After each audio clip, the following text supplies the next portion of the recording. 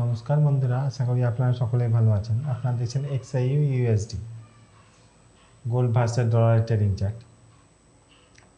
আজকে শুক্রবার 5 তারিখ। আজকে নিউজ টাইমটা নোট করে নেন, সন্ধ্যে 6টার সময়। হাইলি ইম্প্যাক্ট নিউজ আছে। নিউজের সময়ে ট্রেড থেকে বিরত থাকার চেষ্টা করবেন। দেখুন,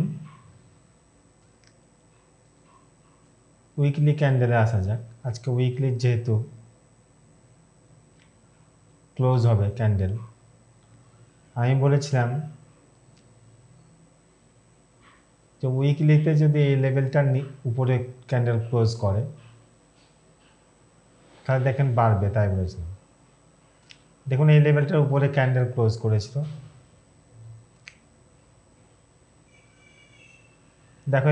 দেখেন এই সপ্তাহের যে ক্যান্ডেলটা ক্রিয়েট হয়েছে সেটা বুলিশ ক্যান্ডেল ক্রিয়েট হয়েছে।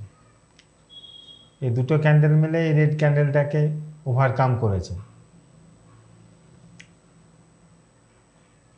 তাই রিটেস্টে আমরা সবসময় বাই দেখতে থাকবো, যতক্ষণ না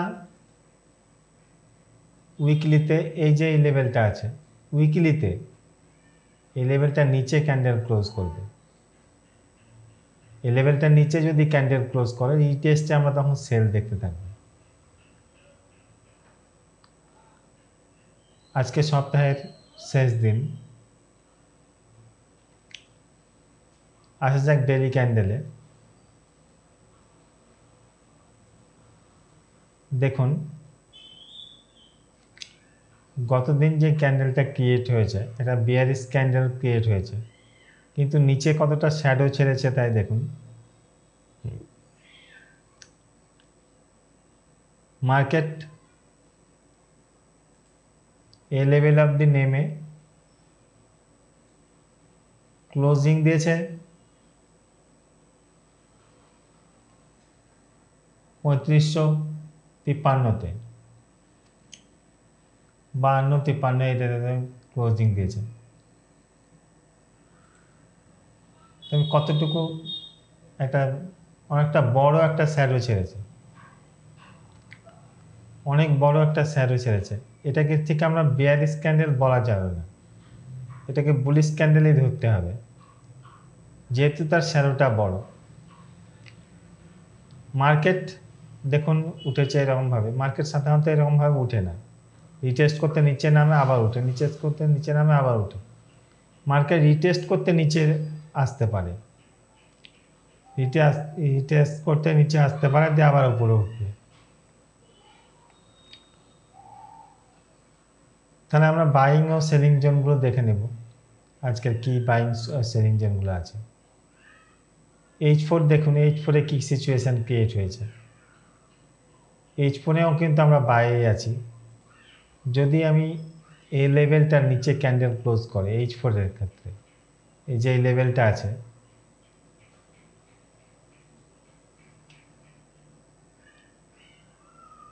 $3528 নিচে যদি ক্যান্ডেল ক্লোজ করে দেয় এই লেভেলের নিচে, তাহলে রিটেস্টে আমরা সেল দেখব। রিটেস্টে তখন সেল দেখব। এই লেভেলের নিচে যদি ক্যান্ডেল ক্লোজ করে তাহলে রিটেস্টে তখন আমরা সেল দেখতে থাকবো। তখন বাইং স্ট্রাকচারটা ভেঙে যাবে, সেলিং স্ট্রাকচার আরম্ভ হবে। রিটেস্টে আমরা তখন সেল দেখতে থাকবো। আজকে বাইং ও সেলিং জোনগুলো দেখে দিয়ে দিয়েছি আমি। এখানে আমি একটা 59-62 জোন দিয়েছিলাম, দেখুন এখানে টাচ করে নিচের দিকে নামছে 59-62। এই জোনগুলো নোট করে নেন। এই জোনগুলো থেকে ট্রেড করবেন, জোনের বাইরে থেকে ট্রেড করবেন না। গতকালকে যে জোনগুলো দেওয়া হয়েছিল সেগুলোতে প্রত্যেকটা জোনেই কিন্তু প্রফিট দিয়েছে। দেখুন এগুলোতে অনেক স্টপ লস পড়ে আছে, নিচে অনেক স্টপ লস পড়ে আছে। মার্কেট স্টপ লস হান্টিং করবার জন্য নিচে নেমে আসতে পারে, এইগুলোতে অনেক স্টপ লস পড়ে আছে। যেমন 3536-এ স্টপ লস পড়ে আছে,